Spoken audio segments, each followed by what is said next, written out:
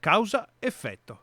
Il rapporto è tanto stretto quanto immediato e se l'effetto del ritorno in zona gialla sono gli assembramenti visti nelle città del Veneto nel fine settimana, queste stesse situazioni diventano la causa della nuova ordinanza annunciata e poi firmata dal governatore Luca Zaia. Già ieri noi avevamo predisposto un'ordinanza, oggi la presento, fondamentalmente non è un'ordinanza che stravolge la vita e le attività produttive, ma sicuramente dà delle indicazioni utili ai cittadini e alle amministrazioni.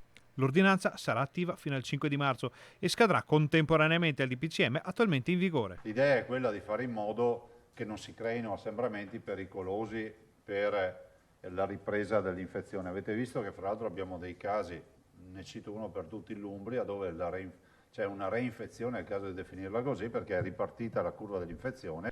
Ecco quindi la parte più importante del provvedimento. L'attività di somministrazione di alimenti e bevande esclusivamente con consumazione da seduti sia all'interno che all'esterno dei locali. Fondamentalmente dalle ore 15, perché alle 18, lo ricordiamo magari qualcuno, magari potrebbe non ricordare più, alle 18 chiudono tutti gli esercizi, gli esercizi di somministrazione bevande e alimenti, quindi bar e ristoranti. Quindi dalle ore 15 si consuma solo da seduti.